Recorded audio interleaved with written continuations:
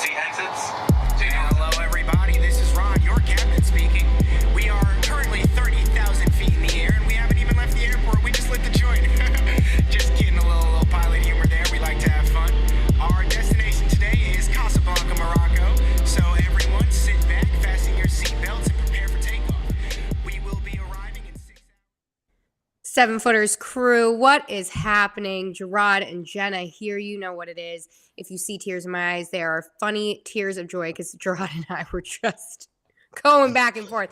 Basically, I'm going to start paying Jarod for free therapy sessions because he listens to my bullshit. Life advice. This is what we do Literally. here. You know, I'm trying to help you out, trying to help the youth of the world, you know, with my experience and knowledge. Just trying to help you out, you know? You are the best, my friend. Always guiding me down the best path and away from destruction, which is what I used to be like. Yes, true. So many years have passed. Yes, you often choose destruction. That's often, yes. So The growth is immense, though. it is. It's incredible growth. Incredible. What a beautiful time. A testament to our relationship. I'll start writing the book next week. Love it. Love it. So let's talk about nothing going on in the association. It's completely boring. Nothing is happening. It's so terrible. We should just throw the towel in the season. Well, some people maybe. Let's start where? In Brooklyn. Not Always. too far. Yeah. Gerard, your boys in Brooklyn are so wilding out here It's because it's we always had the something. return of Kyrie. Mhm. The Nets won. Okay, great. He apologized. He let out another apology for, again, this entire situation of his anti-Semitic posts on social media. Again, served that suspension, checkmarked all of the requirements, the 6 that the Nets had him do to prepare for his return, including meeting with different leaders and important people of the Jewish community. And he came back and said that now we can move forward with the rest of the season. Can they truly move forward? Oh, and then asked when he was going to file a grievance in the future for his suspension. He said he would leave it up to his legal team. He didn't speak on that too much, thank God, because you never know what's going to come out of his mouth, apparently. But, I mean, what's the deal here? Again, Nets got to win, but, you know. It was such a strange scene because I was at this game. This was Sunday against the Memphis Grizzlies, shorthanded Grizzlies. No John Morant, no Desmond Bane, no Jaren Jackson Jr. Grizzlies actually made that a game, and then the Nets pulled away in the fourth. Look, the post game was the most strange thing, right? Because the new head of the NBPA was there, Kyrie's stepmom was there, and it was just very much a, you know, running in and out of the press conference room, coming back in, out, back in. And just the whole way it went down was just strange. It only lasted 4 questions. There are media members who are seemingly trying to get Kyrie to be like, hey, but you still haven't disavowed the movie entirely. You said there are things that you don't agree with it, but a lot of that movie is wrong. So what parts do you agree with it and what, right? And I don't know if that's an exercise that's like worth even getting into. Here's my thing, Jenna. Okay, Kyrie made his apologies to the satisfaction of the Nets. The guidelines they handed out, he apologized multiple times to the media that morning, again that afternoon. He did that interview with Ian Begley on SNY, right? So did all that. Here's what I want to know. How long before the next thing he does that's going to cause an issue? This is what I'm waiting for, because every year that he's been a member of the Brooklyn Nets, it has been something. Jenna, what did I say to you at the beginning of this season? I said, would you bet your life on the fact that Kyrie's able to play this whole season without anything going on? You did. Sure enough, it didn't take long, right? We were barely 2 weeks into the season. This dude's already doing something. Again, what are the chances that from now till the end of the season, nothing happens with this dude? I'm going to say slim to none, right? Something is going to be something. And I'm just waiting. And if that's the case, if something again happens that causes controversy, an issue, what have you, when do the Nets just say, you know what? Just forget it, bro. Stay home. We're waiving you. We want you nowhere near here.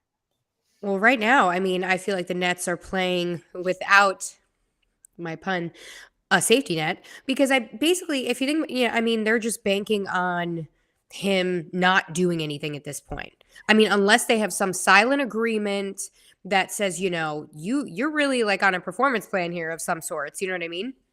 But to our knowledge, that doesn't exist. So until, like you said, the next thing happens, it's like, you know, if and when that time comes, that's going to be a bigger decision than any of this, because it's like, do you keep him or do you not at this point? But then again, he's in a contract year, so they I might not mean, even have to come to that point Jenna, yet. you know where I'm at with this.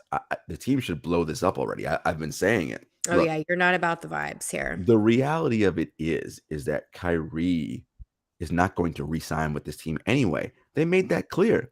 They didn't put an extension on the table for him, right? Like every year he's been here, it has been something. Yes, we know about his talent, his skill level, all that is immense. But the baggage he brings with that is not worth it. And let's also be frank. Kyrie is not a winning basketball player. Outside of the time he spent with LeBron James, when has Kyrie contributed to winning basketball? The Boston Celtics were better when Kyrie was hurt. And we saw they went to the finals without him, right? Like last year. So again, it's just at some point you have to be like, oh man, this just ain't worth it for us. Now, of course, as the Nets, what you worry about is he's going to leave in free agency and he walks away with nothing and we have nothing to return for him. But again, as I've said in the past, there is such a thing as addition by subtraction. Yeah, he may go and you get nothing back in return, but guess what? Your work environment, so much better, right? Because you don't have to worry about this dude causing problems. Big facts. We shall see, though, what happens there. Again, and then there was, supporters, crowds of supporters outside for him, too. And he was asked about that as well. And he said he wanted to, what did I see? Focus on basketball and not Focus thinking on about basketball. that. And it's just, again, the reason it's not Kyrie's. Kyrie shouldn't have to answer for every time somebody in this group, by the way, this sect of Black Hebrew Israelites, Israel United in Christ, they are designated as a hate group by the Southern Poverty Law Center. Kyrie shouldn't have to answer for every time somebody does something. However, the reason they are there is because of you. Your promotion of that movie, which you still have yet to disavow in its entirety, allows for people, these groups like Israel United in Christ, to come out and do their thing, right? And again, if you're the Nets, why do we want to deal with this? Why? Do you somehow think you're going to be good? And like, this team is not winning a championship this year. Let's be clear about that. They're not. It is not happening. Let Ben rehab his image, which he's playing better, by the way, and we'll get to that. We know who Kevin Durant is. Make those trades, send Kyrie home, and rebuild for the future. All right. That's all she wrote for the Nets, because let's talk about how the Brooklyn Nets are going to be playing the Philadelphia 76ers on Tuesday. Tonight? Yeah, in Philly. Ben Simmons' return. It's all I've been seeing all day. Is this going to be the most polarizing return for a player since ever? And Well, he's playing great right now, shooting 85% from the free throw line. What did I read? Last game he was 11 or 13 from the field. Yeah. Right. Yeah. 22 points in a win against the Grizzlies. Aggressive on both ends of the floor, really showing kind of some old tricks of, how we used to see the old Ben Simmons play. I hate to say the old Ben Simmons, but you know what I mean. But again, he's been on a little media tour this week, of course, being prodded and poked about the return to Philly. And he's been poised. He's been good. If anything, this is textbook, exactly incredible of how he should be handling it. And, even gave some nice words about Joel Embiid in the press, wished him well, said they had some good times together. Not everybody's super close, all that. I'm paraphrasing. But what are your thoughts on this return? Is this just a little blip on the radar, or is this like real deal? Ben Simmons is back. What do you think is going on here? So a couple of things here. First, when someone is off of basketball for 18 months, they're not going to show up on day one and be who they were at peak form. Like, I just don't. The idea that fans don't understand, and it's just like think about your own life. When you don't do something for a long time and then you do it in 18 months and you all of a sudden pick it back up, you're not great at it. I wonder why that is, because you don't have the reference points and the reps. When you were injured like he was and dealing with the mental health stuff, he was not getting NBA basketball reps. And back surgery out of all injuries. Right.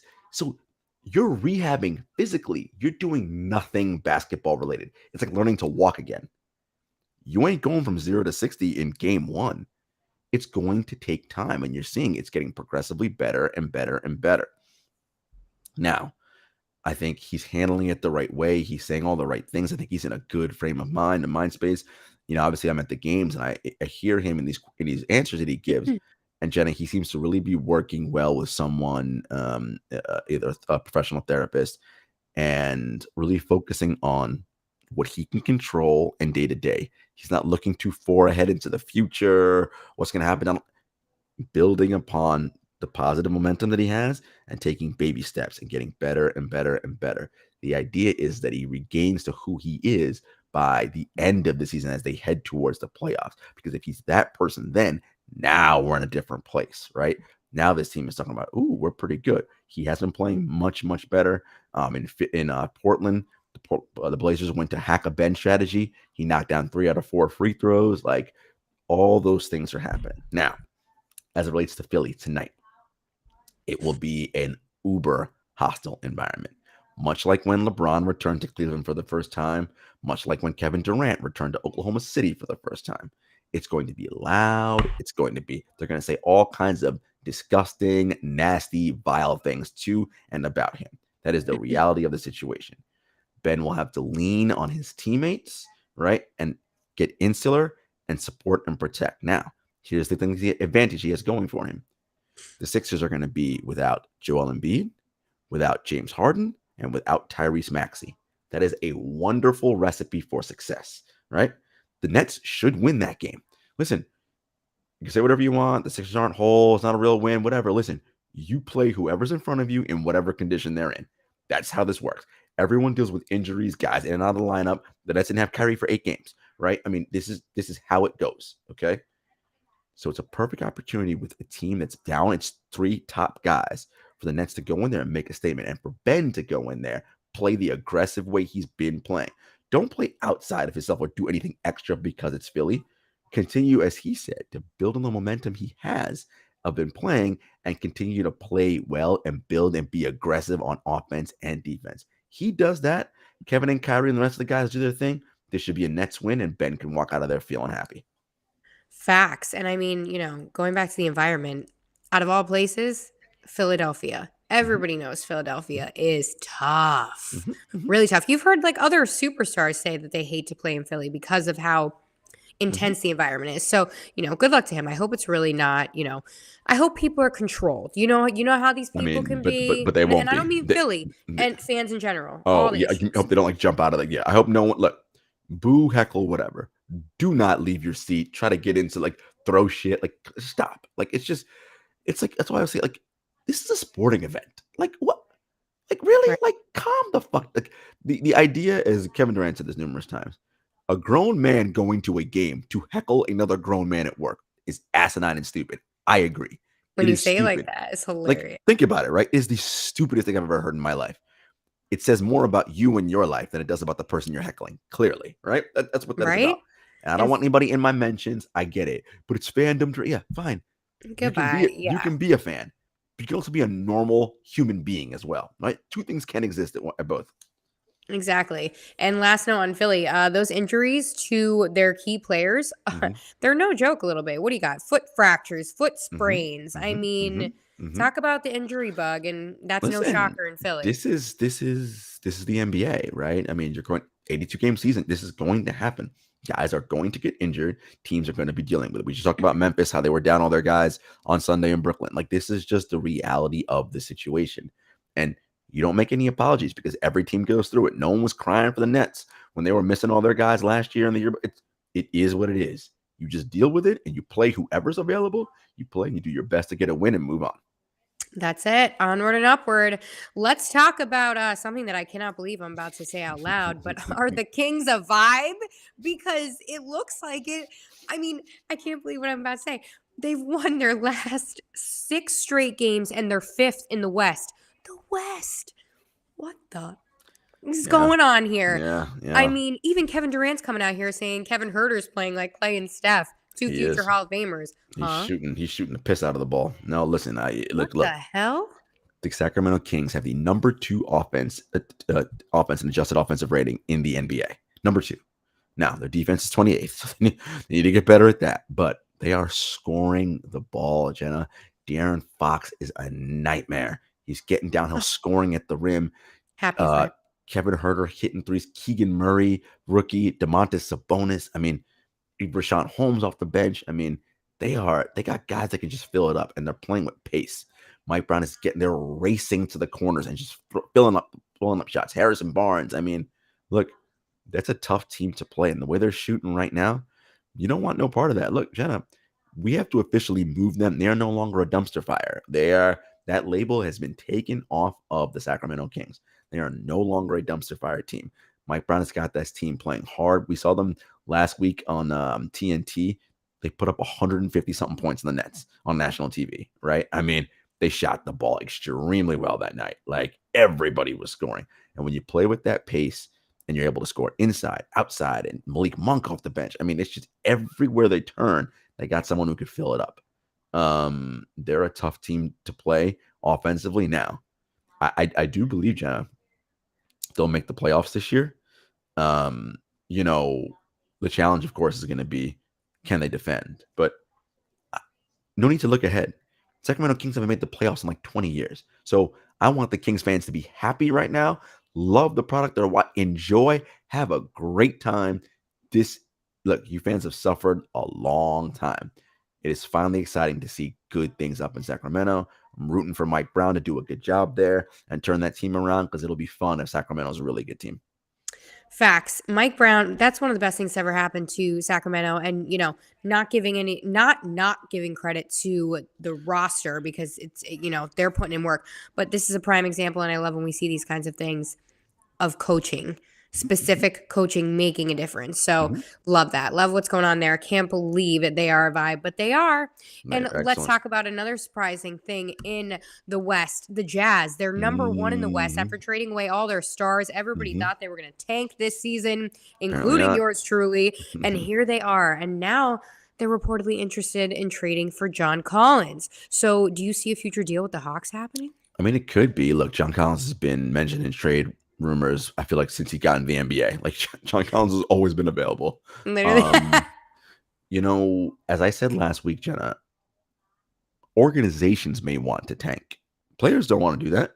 No. They don't want to come to work and lose every night like that.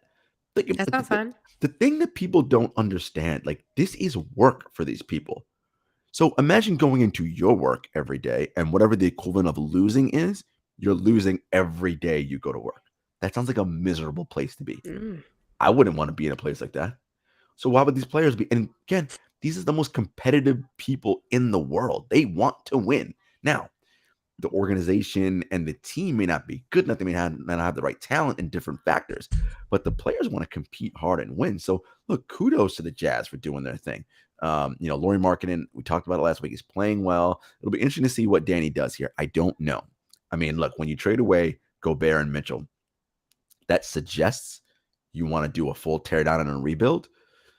And we'll see what Danny does come December and January on the trade deadline. If all of a sudden guys get moved and, all of a sudden they're playing a bunch of rookies and young guys who aren't very good, and they start losing a bunch of games, then all right, this is Danny wanted to tank all along, get assets or whatever. But kudos to the Jazz right now, guys who are on the floor, Mike Conley, everybody playing hard and playing well. Heck yeah, you love to see it. I like when teams shock us like this. We have things to be extremely surprised about, and then you get to see teams who you thought were number one just get dethroned a little bit or humbled. So let's talk about a different situation on the court, but not about the game. Giannis Antetokounmpo and Montrezl Harrell. This was interesting. The video footage, of course, was viral on Twitter, everything. This happened at Wells Fargo. And apparently there's two sides to this story. Giannis says that, he was, after a historically terribly poor night at the line, he, after the game, went to shoot some buckets, get that practice in Wells Fargo. And he apparently, was stopped. Harold took the ball from him.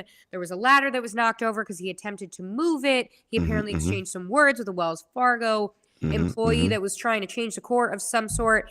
And then Harold comes out on Twitter and says, get the real story. I asked him for the ball. He ignored me, a whole situation. He said, she said kind of stuff. What's the deal here? Is this disrespectful? Is it blown out of proportion? What the heck went down here? Because we know that Giannis, isn't really this kind of guy, you So, know? so here's what happens, and let me let fans into a little behind the curtains here. Love it.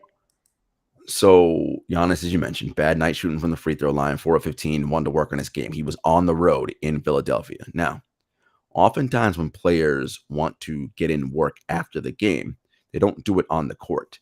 There is a practice court within the building, the arena, and they go to that place and they do the work that they're doing. Now, I don't know why Giannis or Trez weren't on the practice court. Perhaps because maybe there isn't a practice court inside the Wells Fargo Center. Okay, that's number one.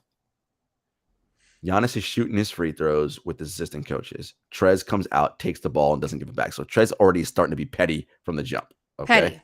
Just being petty for no reason. Because here's the thing, Jenna. Trez went down to the other end of the floor and was getting his work in. So he was just being petty. Yeah. He wanted Giannis to not be on the basket that he wanted to go on, right? This is the idiotic things these guys do. Okay. So Giannis goes back to the locker room somewhere, gets 2 more balls, comes back out. But by the time he comes back out, the arena staff is taking down the shot clock off the basket. And, so people who don't know, again, fans, that stuff doesn't stay up all night. They take it all down. And right, that's part of the work the arena players do. There's a ladder in the way. Giannis wanted to get his free throws in. He moves the ladder out of the way. The guy pushes it back. Giannis, already frustrated because of what Trez did, pushes the ladder out of the way. So in this scenario, folks, multiple things can be true. Trez was petty and wrong to do that, right? Giannis just wanted to finish his free throws, get a couple more in and be done. Giannis, already frustrated. Okay, I get you're frustrated, Trez. You don't need to take out your frustrations on an arena worker, right? Who's just trying to do their job, right? Yeah. So it's just all around. It was just stupid, much ado about nothing, but it's Trez being petty and Giannis visibly frustrated, not able to control his emotions in that setting. Couldn't agree more. But yeah, definitely agree Harold was being mad petty. Like, come on. Like, there's stupid. no point. It's like, just dumb. It's just being stupid about it. Like, so dumb. Exactly. And as somebody who works in arena type of staff, respect the arena workers. Yeah, they put in hard work. They take that court down, everything. They clean, and they ain't getting paid a lot for that work, okay? And you see what time these games end. They want to get home to their families too. All right. Right. So, Big facts. All right. Let's talk about more interesting things happening, but we're going to switch over and go to the East. Talk about number 1, the Celtics. Number 1 in the East. The season isn't turning out to be a dumpster fire after their coaching fallout with Ime Udoka. So, I mean, rate the coaching for me at this point in the season and talk to me about this Celtics squad. Are they going to make it back? Are they going to run this back? I mean, Joe Mazzulla is playing well, coaching well, excuse me. And look, when you have Jason Tatum and Jaylen Brown, that's a pretty good way to win games. Okay, you basically have 2 All-NBA wings. So it is what it is. A shout out to our guy Thomas Manazero, who is in the chat. Your French guy is here as always. Hope you 2 were fine. Thank you so much, Thomas. So it's look, it is what it is. Missoula's doing well. The Celtics have, as a team, moved on. Look, Jenna, we always talk about this. The team that loses in the finals the previous season, they're the ones who feel like, damn, we let a chance slip because the Celtics, they were up 2-0, right? You don't know if you're ever going to make it back again. There is no guarantee. This idea that, oh, no problem, we back. You don't know that. So when you get there, you must savor the moment. And the Celtics are clearly looking at this like, we blew a golden opportunity. Let's get back and not blow it this year. So early up, they're playing well, playing excellent offensively right now. Again, when you have Jason Tatum and Jaylen Brown, really hard to mess that up. Yeah, I mean, 2 key players right there. I have faith in them. Again, we'll see if they can sustain this. Consistency is key. But let's move on and talk about my guy LeBron James missing his 5th consecutive game due to a groin injury. We know he's dealt with this type of injury in the past. We are praying he's okay, King James. I think you're praying. Number 13 in the West, below OKC. I have to shut my eyes because I can't look at the look on your face. So sad. Look, Jenna, it's the Lakers are actually playing a little bit better right now. Austin Reeves. Anthony Davis is the key. He is playing well on both ends of the floor. Look, if this team is going to do anything, and by anything I mean possibly make the playoffs, they need LeBron and AD both to be healthy and engaged with this team. We'll see if LeBron's going to come back and what he's going to do. And Jenna, look, we talk about injuries all the time. The best predictor of future injury is previous injury. LeBron's hurt this growing multiple times already. This isn't the idea that he's going to come back and going to be fine all season. Nothing's going to go wrong. Like, probably not going to happen. This is year 20 for this man, or whatever, 19. Like, look, this is the reality of the situation. This is where they are right now as an organization. Russ is playing well off the bench, leading the second unit. Like, look, I'm not saying that they're done and cooked and ready to bury them yet, but they need a lot of things to change. The good news is, in the Western Conference, nobody's running away with it, right? The Suns aren't the juggernaut they were last year. The Jazz aren't running with this. The Warriors are struggling. No one is Memphis, Denver, all these teams. No one game or 2 games separates like first place from like 9th place. Yeah. So so that's the good news the Lakers have, is that no one has run away and hide in this division. So, or in this conference. So look, LeBron gets back and he's healthy. AD continues to play. They show they're invested in this team. We can see this thing turn around. But absent that, this is just what it is.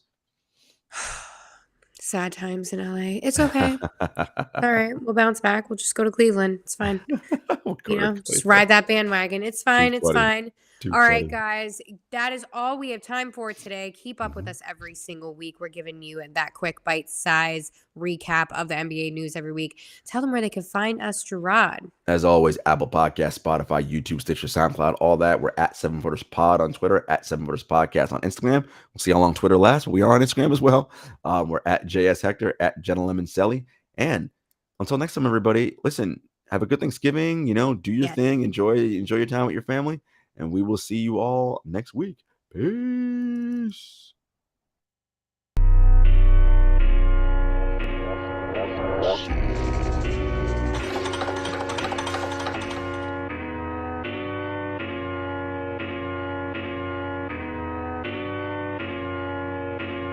Spent a couple years out here with these raps, trying to have a plan that we made come true. Applied to some jobs, but I